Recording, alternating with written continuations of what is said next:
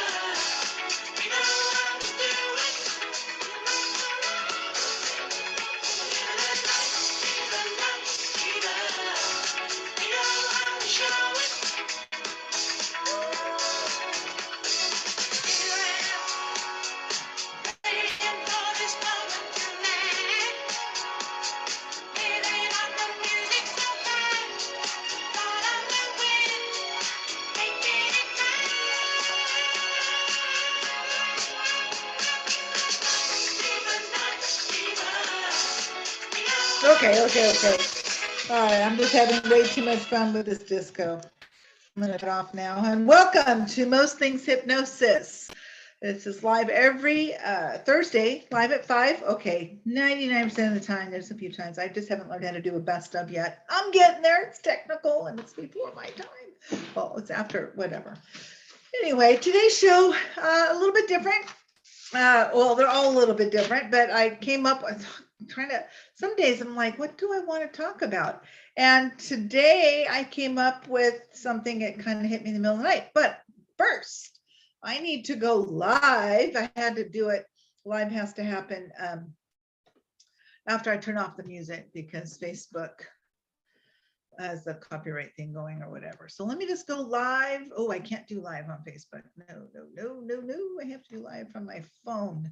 Sorry, folks. So just bear with me for a second. And I'm going to go, there you go live. Now it's not reliable on Facebook. I'm going to try and go live here. 4, 3, 2, 1. We're live on Facebook and I'm on YouTube. My name is ILAH Brock. Most things hypnosis, live at 5 every Thursday. And thank you for joining.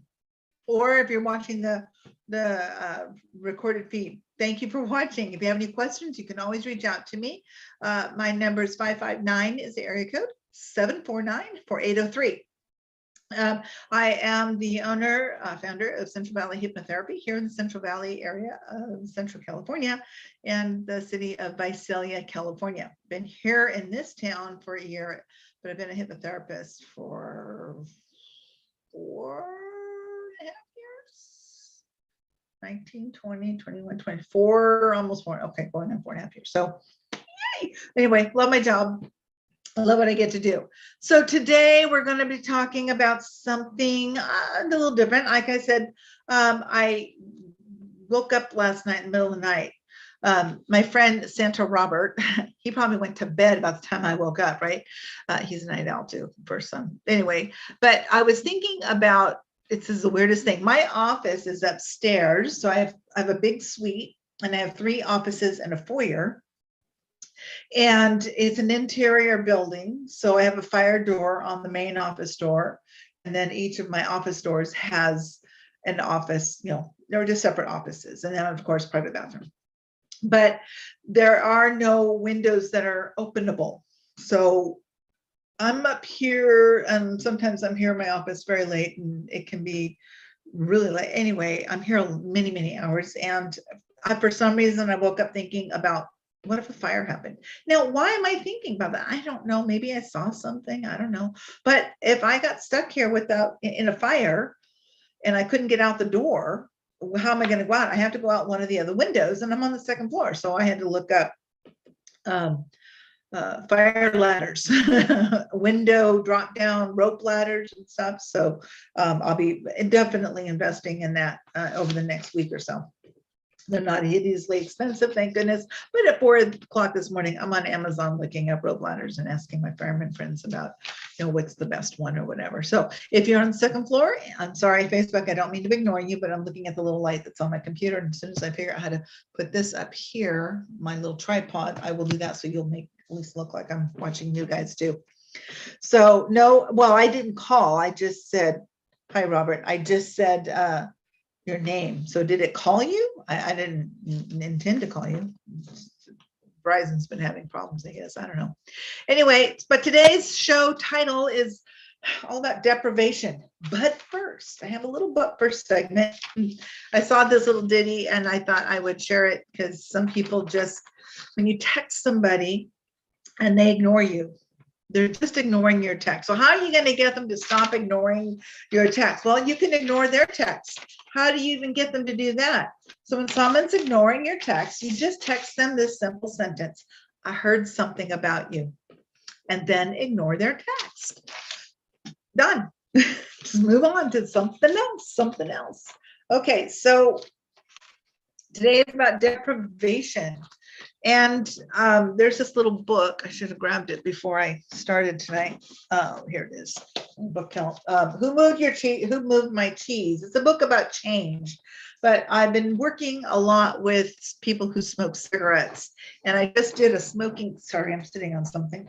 I did a smoking cessation clinic, if you will, just a fact finding for my community area here, just to help people understand what it is I do and how hypnosis and hypnotherapy could help them in their struggle to quit smoking. And one of the things that I learned reading information and suggestions is that people who are smoking, and I'm getting somewhere with this, so just bear with me for a minute, they do feel like they're being deprived. Okay, well, understand you're not actually being deprived. But I'm gonna suffer. I'm gonna suffer if I don't have. How am I gonna live my life without my cigarette? Well, I'm living my life for 34 years without them, and I'm living the best life. What about everybody that's never smoked and they don't smoke and they have they're able to live without feeling that suffering? So why do smokers feel like they're gonna suffer so? Well, it has to do with how that behavior lives in your own subconscious mind. I'm going to give you just a real quick hit on what that is. So the subconscious mind is probably the biggest part of our behavior and how we do it, how it controls it. It's automated. So the subconscious mind actually makes up of our brain power 88, 90%, some say 95%, but a very large portion. So think of an iceberg. People have equated this to an iceberg. And what we see on the top of the iceberg is just a piece of ice, but underneath it's this huge piece of ice. So that's kind of like our subconscious mind. So think about that big, huge piece of ice. That's our subconscious mind. That is what's kind of controlling the show, how you blink, sit, walk, how you have a sense of self, how you sit, how you express yourself, your blood that's regulated, when you sweat, when you don't, whatever. And it's always got to stay in what is called, the word is called homeostasis. Stay in homeostasis. Subconscious mind's happy. It's comfort zone. That's where we are. We're in comfort zone. We don't want to get out of comfort zone. Okay, great. But then when you want to make a change, by the way, people who smoke cigarettes are in comfort zone. People who eat an addiction to sugar are in comfort zone. I got to have sugar every day. I got to have chocolate every day. I have to my coffee every day because that's comfort zone. And if you don't have it, I'm going to suffer. I'm going to die. Oh no, what happens? Well, you're not, but you feel like you are. We're depriving ourselves of something. Oh no. What do we do now? When we're making that change to better ourselves and we have to give something up, doesn't mean you can't replace it with something better. So like I'm going to go back to smokers because most people can relate to that, at least relate, or they might know somebody or know somebody. But I give my clients a huge list of things that they can do instead of smoke. I'm happy to share it with you. If you wanted, just send me a text and I'll send you this big long list of things that I've come up with. And there's more still that can go on the list. And just go through the list. And if it doesn't work, go through the list again. Anything to keep you from smoking and distracting you, blah, blah, blah.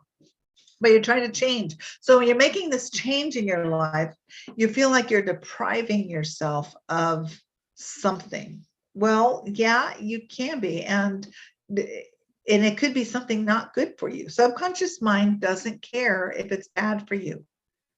I'm going to say it again. The subconscious mind doesn't care if it's bad for you. It's going to protect what it knows. If you've been smoking for 30 years, if you've been overweight for your entire life or for many, many years, if it's become something that's such a part of you that you know it so well, anything outside of that is no longer comfort zone. Eating this much food is normal. Eating this much, is a normal person. But if you've always eaten this much, yeah, it's not normal, but this is just what you've done. And you just can't imagine being satisfied and you're feeling deprived if you cut back on your portions. If you eliminate certain foods from your diet completely forever. I know that's such another F word, right? Forever, but it's okay. Look, everyone's going to survive it. I survived, quit smoking 34 years ago. Yay. I survive every day not eating donuts. It's called, I'm a smokeaholic. I'm a recovering smokeaholic. from 34 years ago. I will always be in recovery, just like somebody who is in the disease of alcoholism or obesity or overeating or undereating or any of those types of disorders. There could be a daily struggle. Now, I don't struggle with smoking anymore because I just don't have any desire to spend money in it and do it, and it stinks, and I don't want any part of that. But I have my other issues that probably equate to that, which would be donuts. Oh, I think I mentioned this some time ago. I'm in donut sobriety. I do love donuts, but I can't eat one donut. I know people who can just take a couple bites and they're fine. I can eat a couple bites of a pancake and be fine. A couple bites of a French toast and I can be fine. But put a filled donut in front of me and I gotta have 5. I mean, they do pack them in dozens, right? So if there are dozens, you gotta eat the whole thing. No, so I'm just into donut sobriety and foods that I enjoy. You know, I did eat pasta last night and even today leftovers, and I need to stay away from pasta. But if it's there and I'm not controlling myself, I'm depriving myself of pasta. But you know what? I went without pasta for a long, long time and I survived. So I found just other ways to, instead of pasta, to eat what I like without the pasta. You find ways that are healthy and that work. But when you're making a change in your life, if you're making a forever change, somebody who's making a change that is, for example, weight loss or weight reduction, I prefer to call it, or weight release as opposed to loss, because when we lose something, we do tend to find it where it gets in the brain. Loss means that. Sorry, Facebook, we lost you. I don't know why it's doing that, but it's a poor connection every day, all the time. I don't understand. So I'm going to cancel it. I'm going to go back and cancel and hit it. I don't know what the deal is, but Facebook, I try. I try. Okay, I'm going to wait for it to come back on. Okay. Sorry, Facebook, it's not a reliable connection. I highly recommend going to Zoom. I put the link in the YouTube, Central Valley Hypnotherapy YouTube channel. I put the link on my Facebook page, which is facebook.com/ILAHB, ILAHB. And you can find the link on my Facebook page. Okay, back to deprivation. So when we are trying to change something, like in a weight reduction, we are feeling deprived. I'm just depriving myself of the things that I like. Well, find new things. There's a website, and I don't get any credit promoting this website whatsoever. I just like it because this gal understands low carb eating. And I'm not trying to go keto on anybody, but I think we were designed to eat more low carb than we do. And carbs are something that was created many, many, many, many moons ago. And Western diet has just adapted it as a normal way of eating. And so, but the website's called ditchthecarbs.com. DITCH, thecarbs.com. And her name is Libby, and she's in Australia, and she runs it. She's been a wonderful haven for me to find recipes for my sweet tooth. You know, I find the Lindt chocolate that's 80-90% dark, and I can throw that in a little saucepan with a little bit of regular butter or ghee. I put a little coconut oil in there. I can put, get it melted and put like an equal amount or just shy of an equal amount of peanut butter or almond butter in that mixture. Just get it really liquid and pour it in a dish, stick it in the freezer, break it up when it's frozen at about an hour. And I've got little chocolate peanut butter fat bombs. Didn't take me any time at all, right? So I got that recipe from there. Pecan cookies, you know, I like cookies, but these are cookies that you can eat like in the morning for breakfast. I can have my little sweet, eat my egg, and then I just that protein. You want something sweet. I'm not depriving myself. Okay, so it is choice, but if you're trying to make a change in your life that's permanent, understand that you are going to have to give something up. If you're trying to quit smoking, you will give up cigarettes. And it's not just until you're done and then, you know, one puff. I'm part of a Facebook group for quit smoking. And I just read today, not 20 minutes ago, someone said they had been clean of cigarettes since July last year. And they took one puff last 2 days ago. And now they're smoking, or maybe a week ago, they're smoking 8 cigarettes a day now. And they're trying everything they can to stop and keep themselves distracted. But they were doing so well, and they thought they could just take one puff. And that's the way it is. An alcoholic cannot go back to alcohol. It's done. The choice is done for them. The choice is, I'm not drinking today. The choice is, I'm not smoking today. My choice is, I am not eating a donut today. Now, I haven't been around donuts in a long time. What will happen when I'm faced with them? I don't know, but I hope that I am not, that I'm strong, that I'm able to not go there. I don't want to go there. I would wish donuts didn't have so many bad things in them, and we could eat them. And there are keto donuts, low carb donuts. I've never made them, but I know that they're out there. So I have to make them. So anyway, but what do you want to change? And if you're changing that, are you truly being deprived, and are you suffering? You feel like you're suffering, like you're not going to be able to make it. Oh no, I can't make it. I'm in suffrage. Well, okay, but it's only for a minute. You're only feeling that way. You're not really suffering. You're not really depriving. You're causing yourself to be just a little bit healthier. So if you're smoking, let me grab a book here that has these wonderful words that I thought were so cool, the way they put it. When you find yourself all done at the end of the day, where is it? I'm sorry, guys. Hang on just a second. It's here.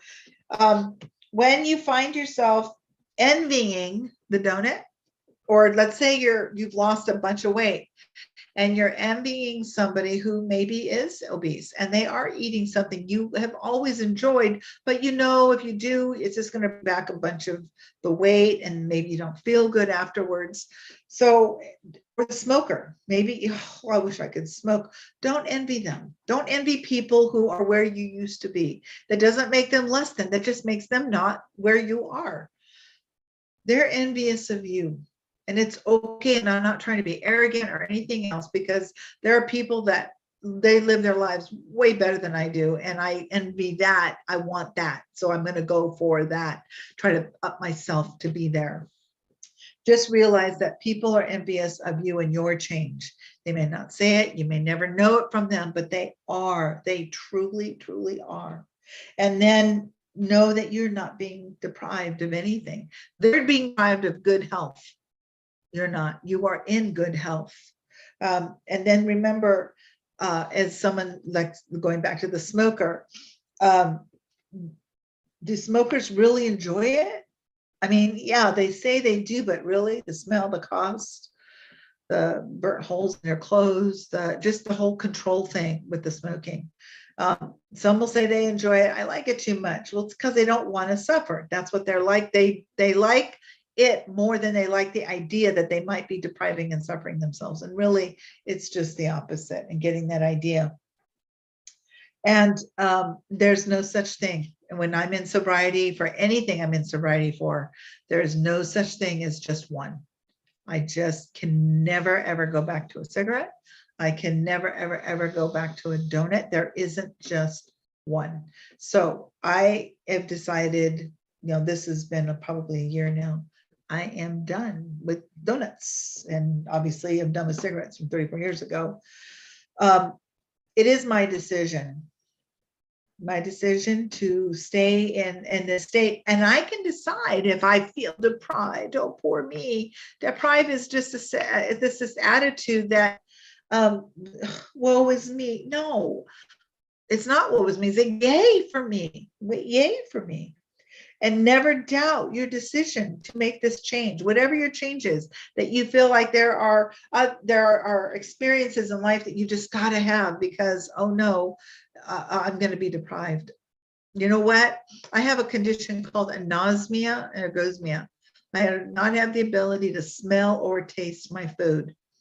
I can tell if something sweet, sour, bitter, or salt. I can't tell you if it's chocolate, vanilla, strawberry. I never will ever, ever, ever have that. And it's been 6.5 years. And talk about deprived. I've had to look at it like an amputation, a part of my senses. So a limb that gets amputated, there's ghost pains, or there's ghost movements and the ghost smells in my head that are repulsive. Even coffee, sometimes I get a whiff. There's that 2%, and the 98% smell is. So every once in a while, that 2% kicks in, and it is repulsive, but I still drink it because I like coffee, and coffee understands. I can't tell the chocolate. I love chocolate. I have developed some habits for over 52 years. So those habits are still there. That proves that aroma it's not just that. There are some instilled habits. I like chocolate. So I like pasta. Maybe if I had this condition and I never ate pasta before, it'd be different, but I have acquired anosmia. And if you are ever in a difficult situation, how can hypnotherapy help somebody, excuse me, when they're trying to make some changes? It helps make those changes. You're in your subconscious mind, those things that it knows it's going to defend.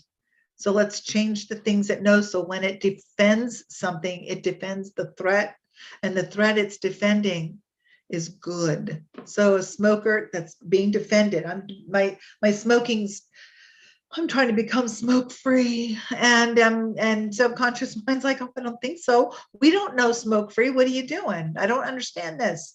Get back there, get smoking. The struggle continues and goes. So now all of a sudden it's like, so in a hypnotic state, a hypnotherapist can change that to where now when you're smokeless and smoke-free, that's what it will defend. For me, the defense is, no, we're not eating donuts. What do you think you're doing? You are donut free. You're in sobriety from donuts. Never again will I eat donuts. Well, I say never again. I don't know. I don't like to say never. I don't want to ever go back to that because I know what that would mean.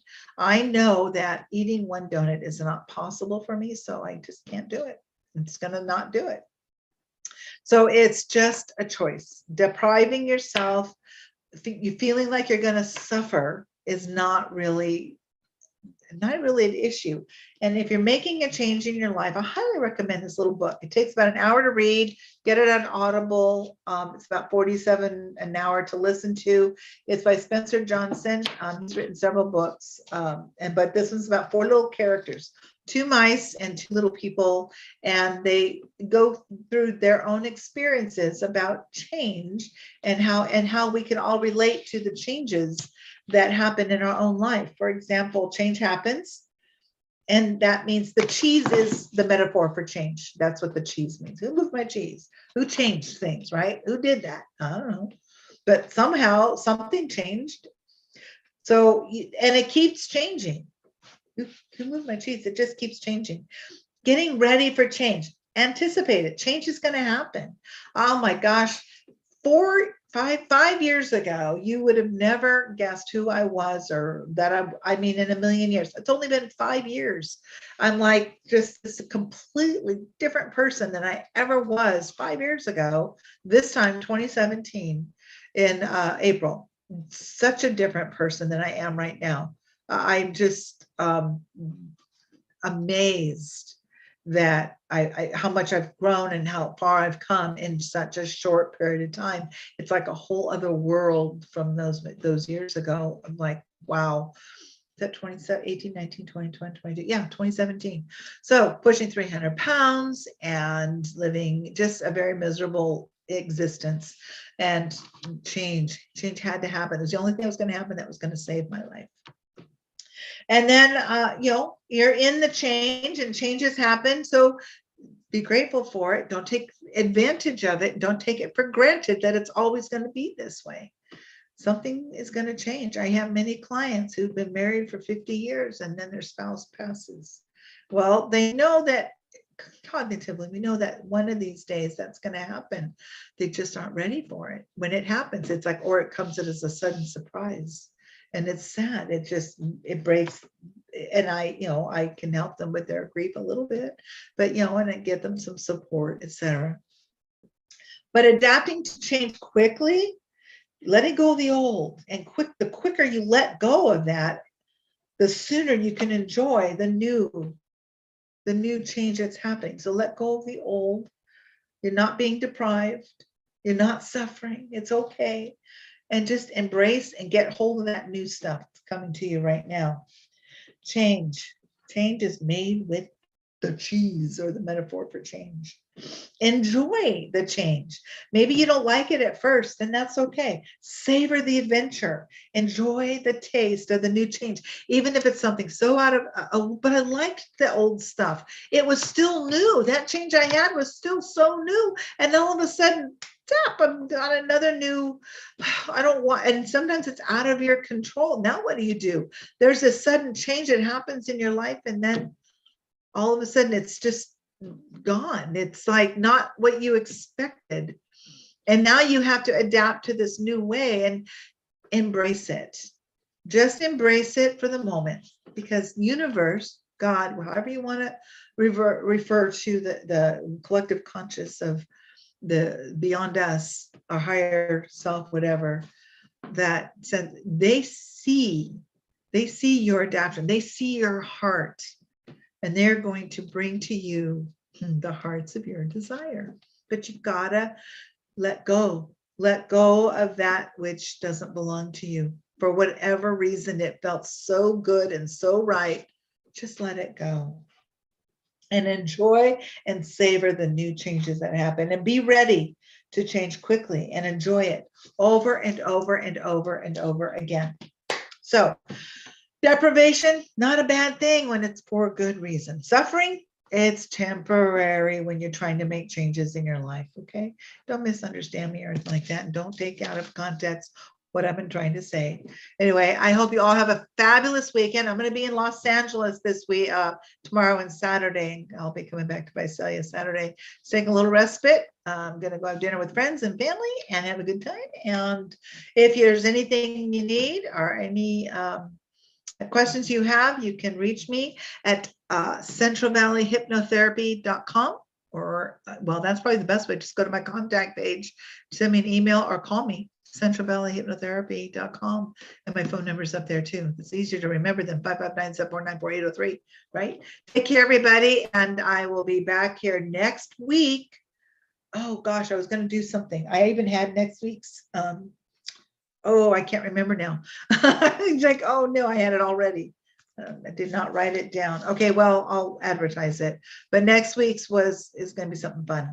Okay, peeps, take care, and I look forward to everybody coming back next week. If you have any questions, give me a shout out. Talk to you soon.